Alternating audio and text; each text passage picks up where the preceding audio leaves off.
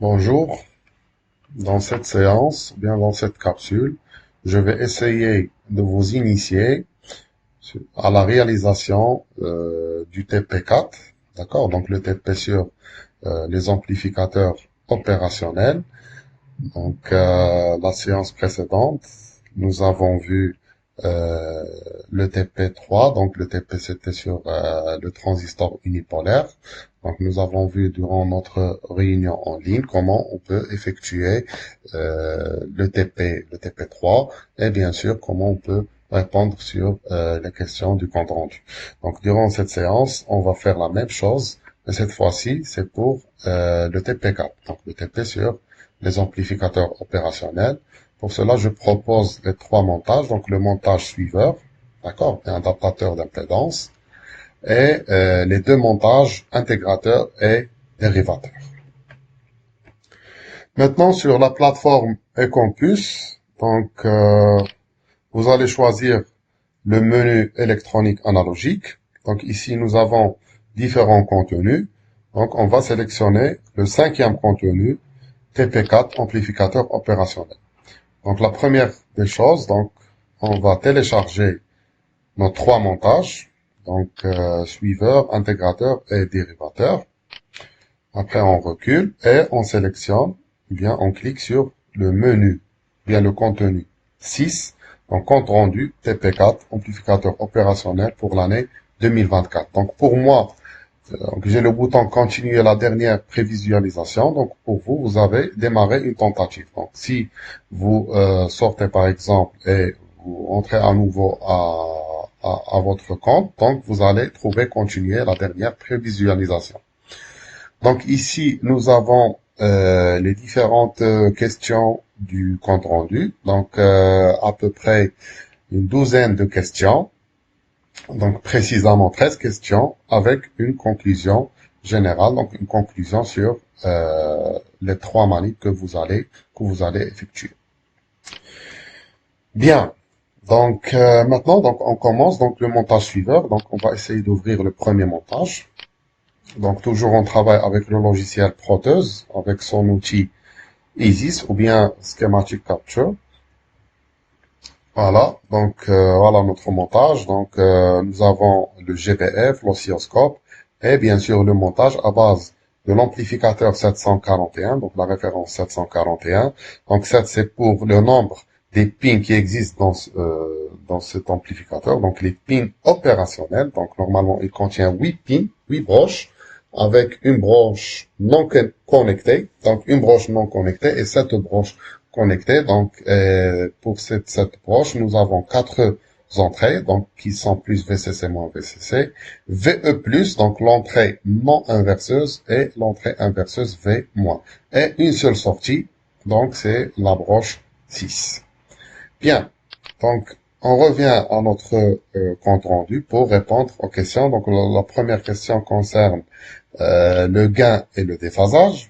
Donc, alimenter le circuit U1, donc U1 c'est notre amplificateur, avec plus 12 et moins 12 volts, et observer, ou bien le signal d'entrée VE est un signal sinusoïdal de fréquence 1 kHz et d'amplitude 5 volts. C'est-à-dire, on doit ajuster les paramètres de notre signal sur le GBF. Donc, on lance l'exécution. Voilà. Donc, on a notre GBF devant nous. Donc, pour le type de signal, on a ce bouton de waveform pour changer le type de signal. Donc, pour nous, nous avons un signal sinusoïdal de fréquence 1 kHz. D'accord? Donc, je vais essayer de changer le calibre et de mettre le commutateur sur 1 kHz. Et ici, c'est la tension 10, c'est la tension crête à crête. Donc, amplitude peak to peak. D'accord? Ou bien en français, la tension crête à crête. D'accord? L'amplitude crête à crête. Donc, 10 volts, cela veut dire qu'on a une tension de 5 volts sur l'alternance positive. Donc, je vais essayer de minimiser davantage, voilà, le calibre des temps, et je vais essayer de mettre les deux courbes sur le même origine, donc le zéro, voilà. Comme je peux par exemple ajouter la masse avec une autre, ou bien un autre canal. Voilà. Je vais le mettre aussi sur 0. Bien. Donc ici, on observe les deux tensions. Donc la tension du canal A, c'est la tension d'entrée. D'accord? Donc ici, nous avons la tension du canal A, c'est la tension d'entrée.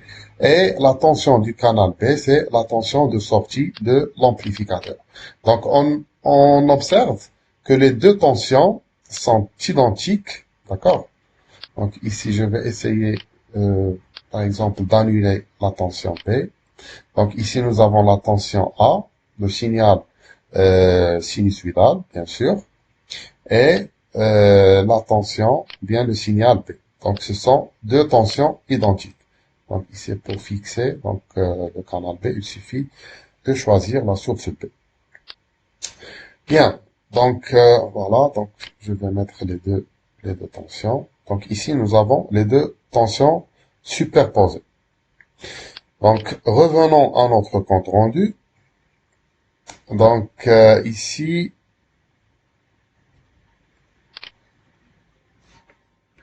donc pour moi, j'ai déjà répondu à la question, la première question et la deuxième question. Donc le gain, d'accord. Donc la question c'est déterminer le gain en régime linéaire du montage suiveur.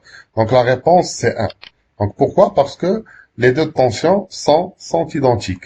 Et le déphasage, donc il n'existe pas. Il n'existe pas un déphasage entre les deux tensions, c'est-à-dire le déphasage sur l'axe des X. Cela veut dire que le déphasage égale 0. D'accord? Donc, j'ai déjà répondu à ces deux questions. Donc, passons maintenant à la troisième question. Donc, alimenter le circuit U1 avec plus 5 et moins 5 volts. Cela veut dire qu'on doit changer le VCC. Donc, on va arrêter l'exécution. D'accord?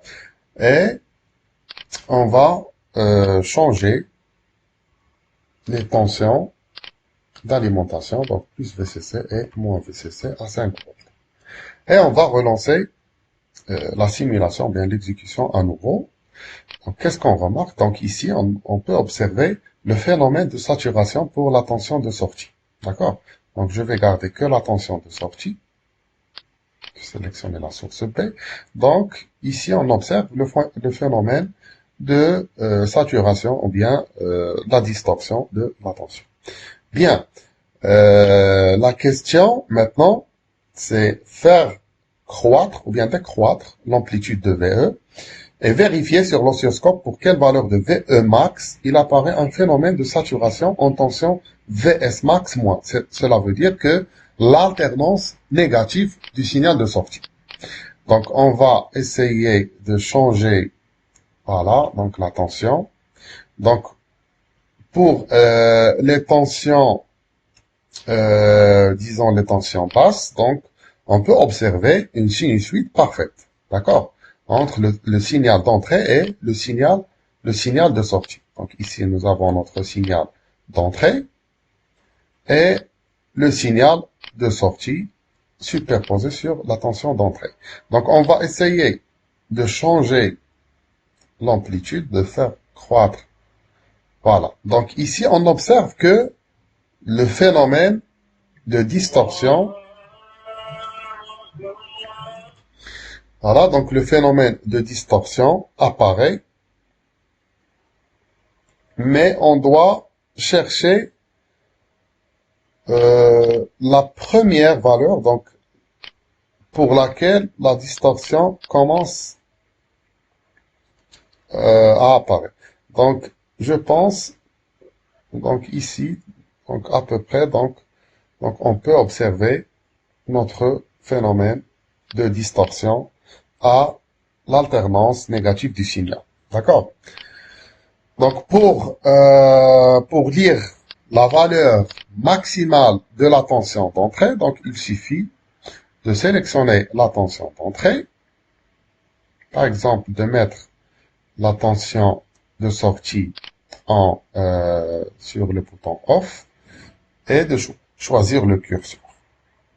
Donc voilà notre tension de sortie, donc à peu près 3,5. D'accord?